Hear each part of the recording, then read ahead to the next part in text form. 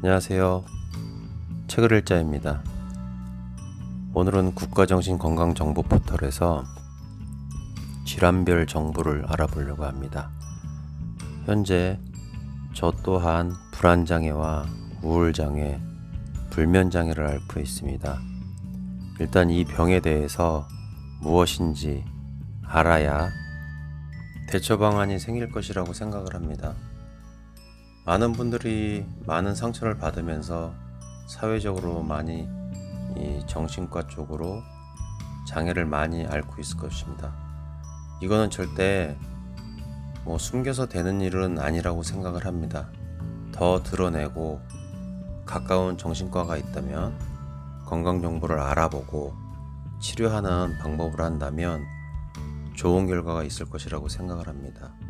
현재 제가 우울하고 그 우울 장애에 대해서 먼저 알아보겠습니다.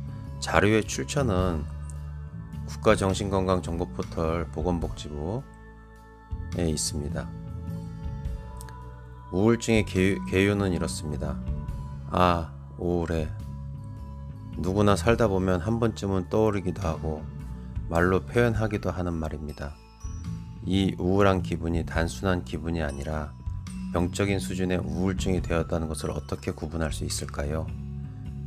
즐거운 일이 있을 때 즐거워하고 슬픈 일이 있을 때 슬퍼하는 것은 자연스러운 일이며 건강하다고 할 수 있습니다.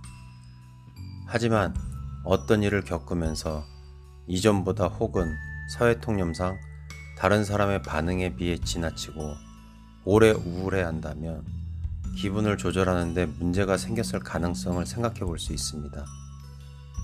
심지어는 특별히 슬퍼할 만한 일이 없는데도 자신의 생활에 지장을 줄 만큼 우울하다면 기분을 경험하고 표현하는 데 병이 생겼다고 할 수 있을 것입니다. 이런 기분 변화와 동시에 신체적, 정신적, 행동적 변화나 어려움이 동반되면 병적인 수준일 가능성이 매우 높습니다. 정의: 우울증은 우울장애 또는 주요 우울장애라고도 불리며 우울감과 무기력, 즐거움 상실 또는 짜증과 분노의 느낌을 지속해서 유발하는 장애입니다. 기분, 생각 및 행동 방식에 영향을 미치며 다양한 정서적, 신체적 고통을 유발할 수 있습니다. 일상적인 활동을 하는데 어려움을 겪을 수도 있고 때로는 인생의 가치가 없는 것처럼 느껴질 수도 있습니다. 기분이 상하는 일이 종종 생기는 것은 인생의 일부이고 슬프고 화나는 사건은 모두에게 일어납니다. 그러나 주기적으로 그리고 자주 기분이 상하거나 희망이 없다면 우울증에 시달릴 수도 있습니다. 우울증은 개개인의 잘못이나 약점이 아니며 무조건 시간이 흘러간다고 나아지지 않을 수 있습니다. 치료가 필요할 수 있으며 생각보다는 치료 기간이 길 수도 있을 것입니다. 하지만 우울증을 앓는 대부분의 사람은 약물치료, 정신치료 또는 둘 다로 고통에서 벗어날 수 있습니다. 우울증의 원인은 정확히 알 수 없습니다. 하지만 원인으로 여러 가지가 제시되고 있으며 생물학적, 심리적, 환경적인 요인들이 다양하게 영향을 미칠 수 있습니다. 생물학적 차이: 우울증에 걸린 사람들은 뇌의 기능적, 구조적인 변화가 나타납니다. 뇌의 화학적인 변화: 뇌 내의 화학물질인 신경 전달물질이 우울증에 중요한 역할을 합니다. 신경 전달물질이 불균형이 생겨서 기분을 조절하는 신경회로의 기능이 저하되는 것이 증상과 연관이 됩니다. 현재까지는 세로토닌의 역할이 가장 많이 알려져 있습니다. 호르몬: 신체의 호르몬 균형의 변화는 우울증의 원인이 됩니다. 임신, 출산 및 산후 문제, 갑상샘 문제, 폐경기 또는 여러 가지 다른 상태로 인한 호르몬 변화가 영향을 미칠 수 있습니다. 가족력, 우울증 또는 다른 기분장애 가족력이 있는 경우 우울증이 발생할 위험이 더 높습니다. 어른 시절의 외상, 트라우마, 일부 외상 사건은 신체가 두려움과 스트레스 상황에 반응하는 방식에 영향을 미칩니다. 건강상태, 만성질환, 불면증, 만성통증 또는 암과 같은 특정 상태로 인해 위험이 높아질 수 있습니다. 뇌에 악영향을 주는 약물 남용, 알코올을 지나치게 사용하거나 마약류 물질로 인한 위험성이 있습니다. 그 외 위험 요소, 낮은 자존감 또는 자기 비판적인 태도, 정신질환의 과거력, 특정 약물, 사랑하는 사람의 상실, 경제적인 문제, 이혼과 같은 스트레스가 많은 사건들이 우울증을 유발할 수 있습니다. 진단편, 사례, 27세 취업준비생. 27세 A씨는 대학 졸업 후 수년간 구직 활동 중입니다. 올해는 10여 군데의 회사에 지원했지만 단 한 군데도 서류 전형조차 통과하지 못했습니다. 그러던 중 2개월 전 결혼을 약속했던 남자친구에게 일방적으로 이별을 통보받는 일이 생겼습니다. 평소 활발하고 외향적이던 A씨는 2주일 전부터 온종일 방에 틀어박혀 좋아하던 텔레비전도 보지 않고 말없이 눈물을 흘리거나 한숨을 쉬는 모습을 보이기도 시작했습니다. 입맛이 없다며 식사를 하지 않아서 체중이 줄었고 밤에 잠을 청하려 하면 이전에 힘들었던 기억들만 떠올라 잠들 수 없었습니다. 더는 사는 재미와 의미가 없었고 스스로 가치 없는 사람이 된 것 같았습니다. 증상, 우울증은 평생 한 번만 발생하기도 하나 일반적으로는 여러 번의 에피소드를 겪는 경우가 흔합니다. 이 에피소드 동안 다음의 증상이 일어날 수 있습니다. 우울, 슬픔, 눈물, 공허함 또는 절망감,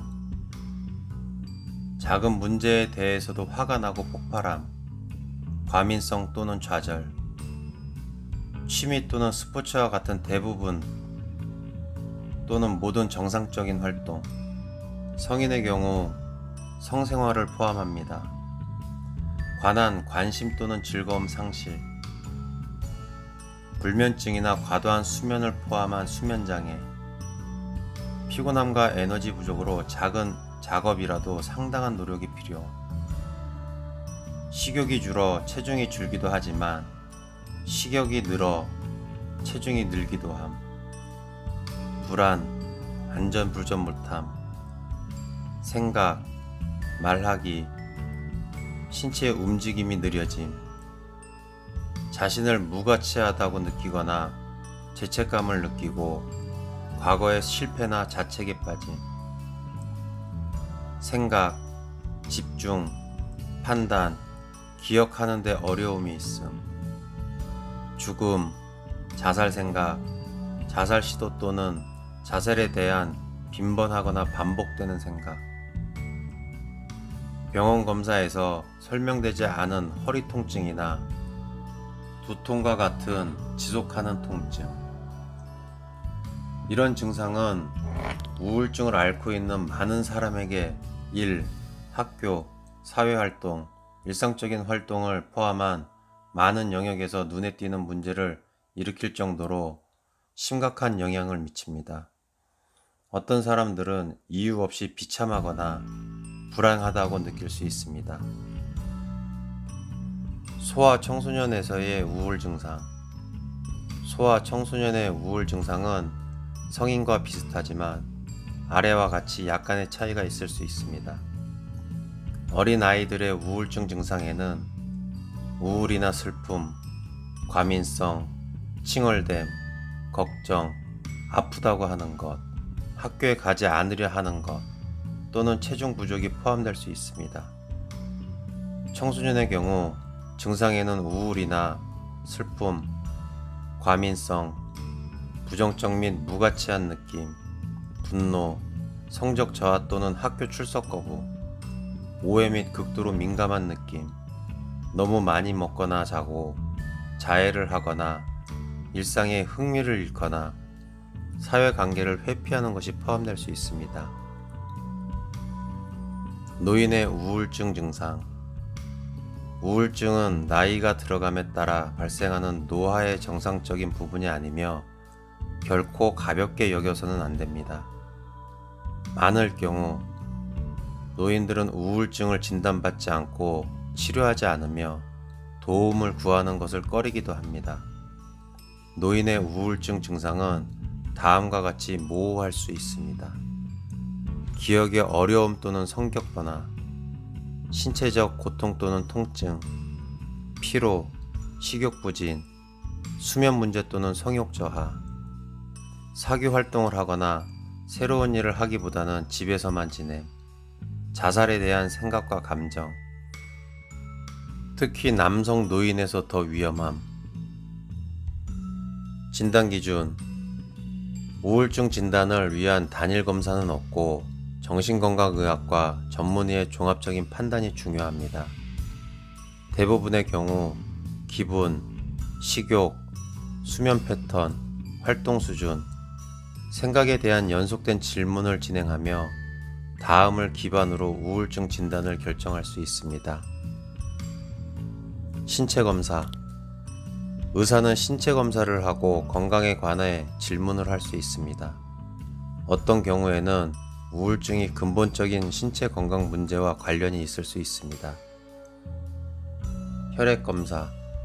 일반 혈액 검사나 갑상샘이 제대로 기능하는지 등을 검사할 수 있습니다. 정신의학적 평가. 정신건강 전문가는 증상, 생각, 느낌 및 행동 등에 관해 묻습니다. 이런 질문에 대답하기 위해 설문지를 작성하라는 요청을 받을 수도 있습니다. 심리검사. 환자 스스로 작성하는 자기 보호 척도와 함께 숙련된 검사자와 진행하는 심리검사는 증상평가와 환자가 가진 방어기제 및 내적 자원의 평가를 통해 치료 계획 수립에 도움을 줄 수 있습니다. 치료. 약물치료와 정신치료, 심리치료는 우울증을 앓고 있는 대부분의 사람에게 효과적입니다. 치료가 증상 개선과 삶의 질 향상에 도움이 되므로 치료를 받는 것이 중요하며 가능한 여러 치료 방법의 선택에 대해서는 의사와 상의하는 것이 좋습니다. 가벼운 우울증은 정신치료만으로 호전되는 경우도 있으나 대부분의 우울증에서는 정신치료와 함께 약물치료가 필수적이며 그 외 비약물적 치료는 권고할 수 있습니다. 치료의 단계. 우울증의 치료는 급성기, 지속기, 유지기, 치료로 3단계로 나누어집니다. 급성기 치료 2에서 3개월. 증상에 관해 약 75% 이상의 상당한 호전을 목적으로 합니다. 지속기 치료 4에서 6개월. 관해를 유지함을 목적으로 합니다. 유지기 치료 6에서 24개월. 반복성 우울증의 경우 재발 예방을 목적으로 합니다. 치료의 효과를 판단하기 위해서 최소 3에서 5주 약물을 복용할 필요가 있으며 약의 효과는 꾸준한 약물 복용에 따르므로 무엇보다 규칙적으로 복용하는 것이 중요합니다. 치료 반응률은 50에서 70%에 이릅니다. 그러나 우울증은 재발이 잦기 때문에 급성기 치료 이후에도 6에서 9개월간 유지요법을 시행하는 것이 재발을 막는 방법입니다. 약물치료. 우울증은 뇌에 영향을 미치므로 약물은 뇌에 작용하여 도움을 줍니다. 우울증 치료에 사용되는 약물들은 뇌에서 신경 전달 물질이라고 하는 특정 화학 물질의 균형을 맞춥니다. 약물들은 우울증 증상을 완화하는 여러 가지 방식으로 작용합니다. 치료 약물 종류, 항우울제, 선택적 세로토닌 재흡수 억제제, 세로토닌, 노르에피네프린, 재흡수 억제제 등의 약물이 있으며 뇌신경에 작용하여 신경 전달 물질의 불균형을 교정하여 우울증을 치료합니다. 여러 종류의 항우울제가 사용되고 있으며 환자의 증상과 선호에 따라 적절한 약물을 선택하는 것이 중요합니다. 특히 항우울제는 효과가 서서히 나타나지만 내성과 의존이 없는 장점이 있습니다. 치료 초기에 입이 마르거나 변비, 기립성 저혈압 등의 부작용이 나타날 수 있습니다. 아주 심한 경우를 제외하고는 치료를 중단해서는 안 되며 의사와 상의하여 부작용 대처법을 숙지하고 용량을 조정하거나 다른 약물로 교체하는 방법을 선택하는 것이 중요합니다. 수면제, 낮에 자거나 눕지 않고 활동을 늘리는 등 행동요법이 중요합니다. 그러나 불면증이 심한 경우 일시적으로 수면제를 사용하는 것이 증상 호전에 도움이 될 수 있습니다. 주로 항불안제 계열의 약물이 사용되며 비습관성 수면제도 유용하게 사용되고 있습니다. 항불안제, 동반되는 불안증 치료를 위해 우울증의 급성기 치료에 주로 사용됩니다. 이 중 벤조디아제핀 계열의 약물을 일부 내성과 의존이 위험이 있으므로 전문가의 처방하에 필요한 기간만큼 복용하는 것이 좋습니다. 올바른 약물 찾기.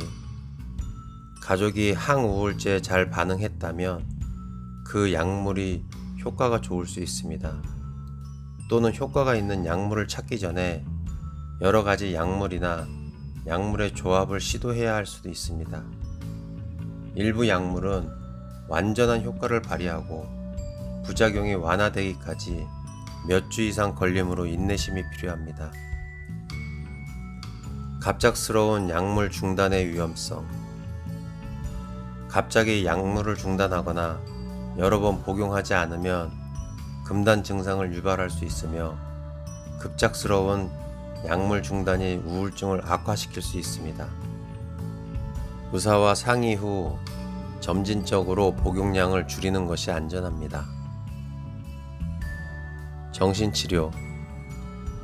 정신치료는 정신건강 전문가와 심리상태 및 관련 문제에 관해 이야기함으로써 우울증을 치료하는 일반적인 용어입니다. 면담치료 또는 심리치료라고도 합니다. 인지행동치료 또는 대인관계 치료 등의 다양한 유형의 정신치료가 우울증에 효과적으로 밝혀져 있습니다. 하지만 다른 유형의 치료를 추천받을 수도 있으며 확실한 것은 정신치료가 도움이 된다는 것입니다. 인지행동치료는 부정적인 신념과 행동을 파악하여 건강하고 긍정적인 행동으로 대체하는 것을 목표로 합니다. 어떤 생각이든 자동으로 떠오르는 부정적인 생각이 있다면 이 생각에 관심을 집중하고 기록을 해보십시오. 머릿속에서 재빠르게 스쳐 지나가는 생각을 알아차리도록 해보십시오. 이런 생각에 지나친 일반화 등의 인지 왜곡이 있는지 아는지 살펴보고 이런 왜곡이 어떻게 세상을 실제와는 다르게 느끼게 하는지 배우고 반복합니다. 자신과 세상에 대한 부정적인 생각을 더 합리적인 생각으로 대체할 수 있는지, 자신에게 손해가 되는 행동을 자기를 보살피는 행동으로 바꿀 수 있는지 시도해 봅니다. 다음은 인지 왜곡의 대표적인 유형입니다. 흑백 논리. 모든 일을 극단적으로 흑 아니면 100으로만 생각합니다. 현실적이고 균형 잡힌 생각이 아닙니다. 모든 게 완벽하지 않다면 자신을 완전한 실패자로 여기는 경우입니다. 지나친 일반화, 하나의 부정적인 사건을 놓고 앞으로 영원히 실패할 것으로 생각하는 경우입니다. 데이트에 실패하고 나서 앞으로 누구도 만날 수 없을 것이라 여기는 경우입니다. 선택적 추론, 긍정적인 경험은 무시하고 부정적인 것에만 집중합니다. 자신의 실제 경험과는 어긋나는 부정적인 신념을 유지하게 됩니다. 자신이 잘한 것은 그냥 운이 좋아서라고 생각하지만 잘못한 것은 실력이 없다고 여기는 경우입니다. 과대평가 또는 과소평가, 자신의 실수나 타인의 성과 등의 중요성을 과장하고 자신의 장점이나 타인의 결함은 사소한 것으로 축소합니다. 누군가가 나를 장점을 칭찬했을 때 인사치레라 여기는 경우입니다. 섣불리 근거 없는 결론 내리기, 확실한 근거가 없는데도 자의로 결론을 내리고 부정적으로 해석하는 경우입니다. 독심술사처럼 타인의 생각을 재단하거나 점쟁이처럼 오지 않은 미래를 부정적으로 확고하게 생각하는 경우입니다. 감정적 추론, 자신의 부정적 감정이 실제 현실을 반영한다고 가정합니다. 자신을 부정적으로 여기는 느낌이 들자 이 느낌을 근거로 그냥 사실이라 믿는 경우입니다. 해야만 한다 시계사고, 꼭 해야만 한다, 이래서는 절대 안 된다와 같이 매우 엄격한 목록을 가지고 자신이 정한 규칙을 지키지 않을 때면 당연히 처벌을 받아야 한다고 생각하는 경우입니다. 의무와 필수는 감정을 해치는 요인이고 이로 인해 초래되는 정서적 결과물은 자책감입니다. 낙인 찍기, 자신의 실수나 결점을 그대로 바라보는 것이 아니라 부정적으로 낙인을 찍어 자신을 분류합니다. 나는 실패자야, 나는 낙오자야, 나는 바보야 등으로 편견과 감정이 실린 말로 상황을 규정합니다. 위기 또는 기타 현재의 어려움에 적응하는 것, 인간관계와 생활 경험을 살펴보고 다른 사람들과 긍정적인 상호작용을 개발함, 문제를 해결하는 더 좋은 방법을 찾는 것, 우울증에 기여하는 문제를 찾아서 악화 요인을 변화시킴, 삶의 만족감과 통제력을 회복하여 절망과 분노와 같은 우울증 증상을 완화, 인생의 현실적인 목표를 설정하는 법을 익힘, 보다 건강한 행동을 통해 고통을 견디고 받아들일 수 있는 능력을 개발, 비약물학적 생물치료, 전기경련요법, ECT, 일반 대중에게 선입견이 많은 치료법이지만 다양한 임상적 유용성과 안정성이 확인된 치료입니다. 이 치료는 전류가 뇌를 통과하여 뇌의 신경 전달 물질에 작용하여 우울증을 완화합니다. ECT는 일반적으로 약물 치료에 익숙하지 않거나 건강상의 이유로 항우울제를 복용할 수 없거나 자살 위험이 높은 사람들에게 사용됩니다. 경두개 자기자극술, TMS, 두피에 치료기기를 대고 치료 코일이 짧은 자기 펄스를 보내서 기분 조절 및 우울증과 관련된 뇌의 신경세포를 자극하여 효과를 나타냅니다. 스스로 돕는 법. 우울증은 보통 혼자서 치료할 수 있는 장애가 아닙니다. 그러나 전문적인 치료 외에도 다음과 같은 자신의 노력이 도움이 될 수 있습니다. 자가관리. 1. 친구와 가족을 가까이 두십시오. 강한 인간관계를 가지는 것은 우울증의 영향을 줄이고 개인적인 만족감에도 도움이 되며 수면에도 도움이 될 수 있습니다. 2. 치료 계획을 지켜야 합니다. 치료 약속을 건너뛰지 마십시오. 기분이 나아지더라도 약을 건너뛰지 마십시오. 중단하면 우울증 증상이 다시 나타날 수 있으며 금단 증상이 나타날 수도 있습니다. 기분이 나아지는데 충분한 시간이 필요하다는 것을 기억해야 합니다. 3. 우울증에 대해 잘 아는 것이 도움이 됩니다. 나의 상태를 이해하는 것이 치료 계획을 유지하는 데 동기를 부여할 수 있습니다. 가족이 우울증에 대해 배우고 이해하고 도울 수 있도록 격려하십시오.